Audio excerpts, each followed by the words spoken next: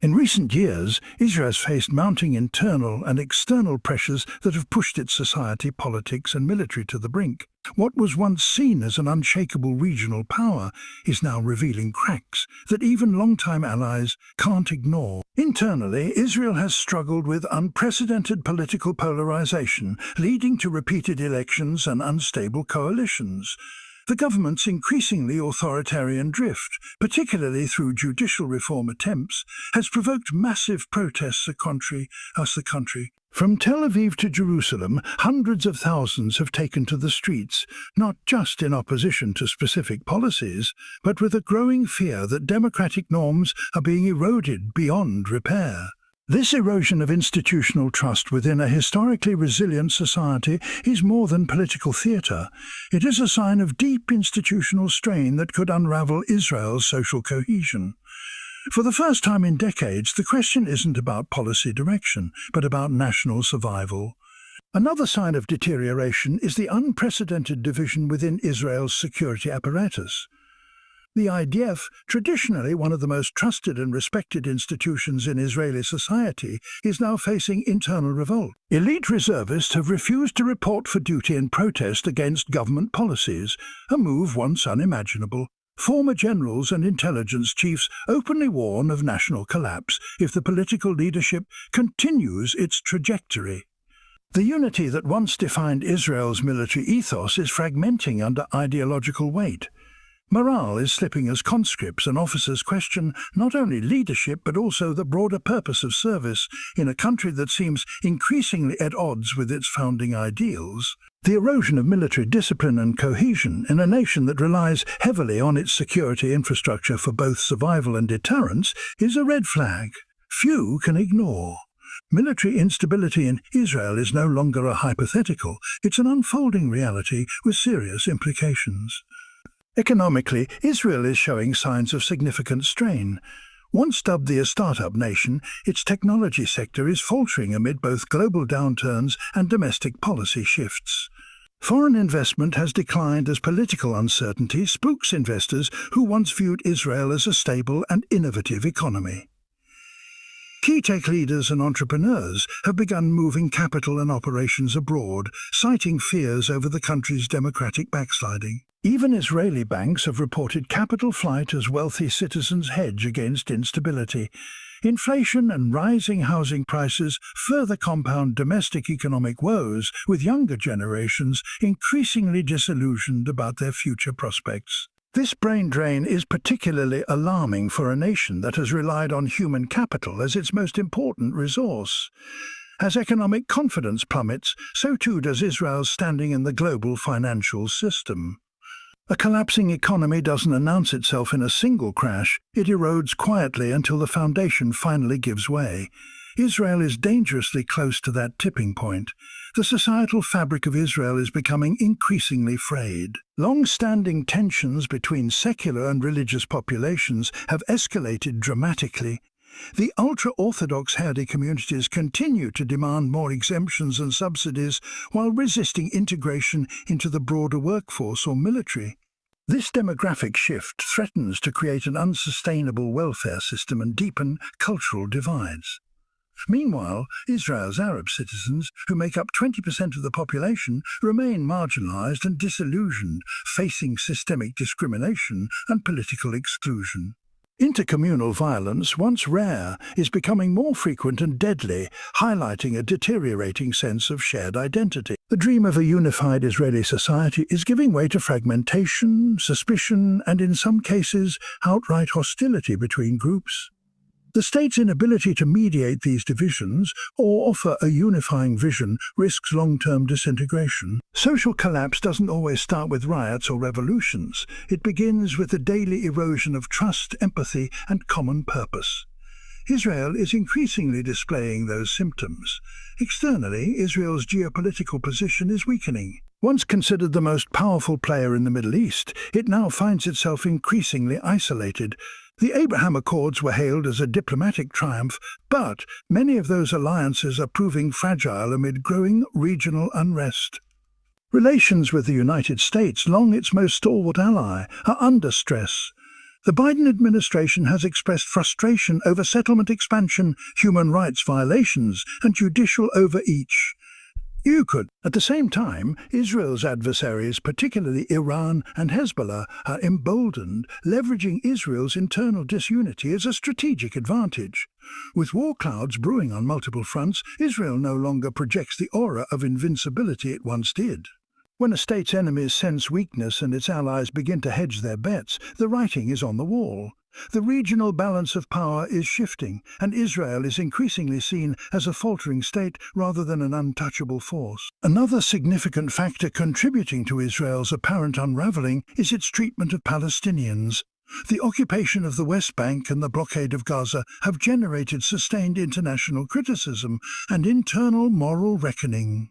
This conflict, long rationalized as necessary for national security, is now being reassessed by both Israelis and global observers. International courts and human rights organizations are becoming more vocal in accusing Israel of apartheid, and support for the Palestinian cause is growing even in traditionally pro-Israel Western circles. The humanitarian crises in Gaza, especially during recent escalations, have drawn global outrage. Within Israel itself, young soldiers and citizens are increasingly questioning the moral cost of maintaining control over millions of disenfranchised people. The occupation has shifted from being a strategic challenge to a moral and political liability that accelerates Israel's alienation on the world stage. That alienation feeds the narrative of collapse, not as an inevitability, but as a growing possibility. One cannot overlook the psychological toll on Israeli citizens.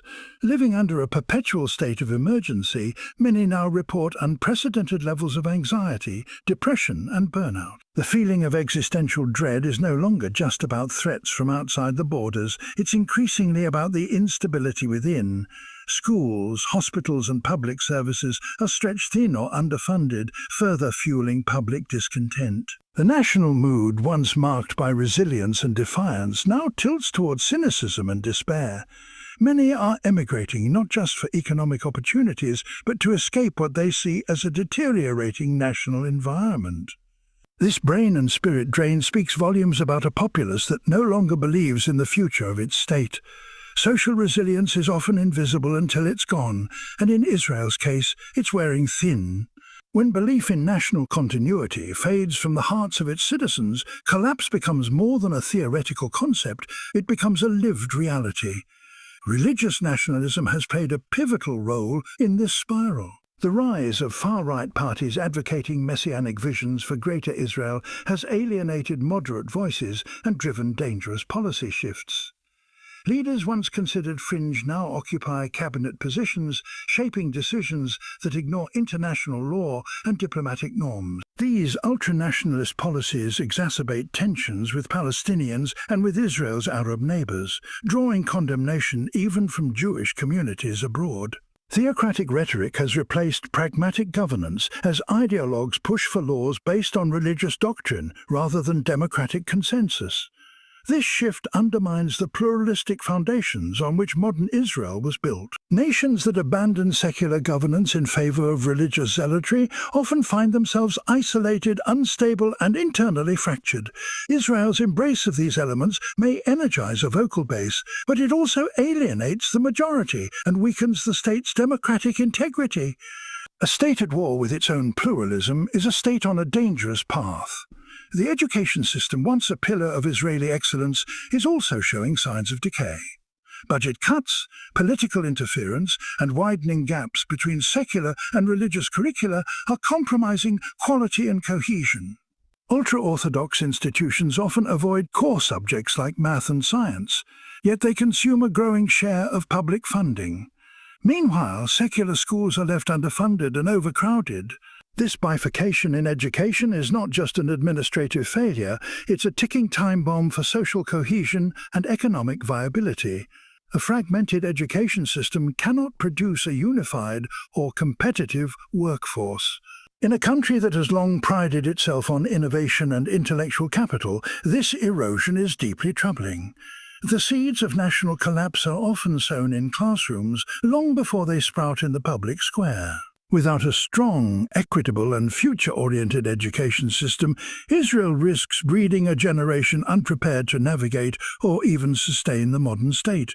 Israel's political leadership has failed to rise to the moment. Prime Minister Benjamin Netanyahu's repeated returns to power have been marred by corruption allegations, divisive rhetoric and short-term power plays. Rather than healing rifts, his leadership has often exacerbated them, using fear and identity politics to maintain control. Coalition governments held together by ideological extremes lack the stability or coherence to govern effectively. Key ministries are led by ideologues rather than experts, undermining effective policy-making. The result is a government paralyzed by infighting, unable to respond to crises with the agility or vision required. Leadership vacuum in times of national peril can accelerate decline more than any external enemy. Israelis are increasingly disillusioned, not just with policies, but with the entire political class.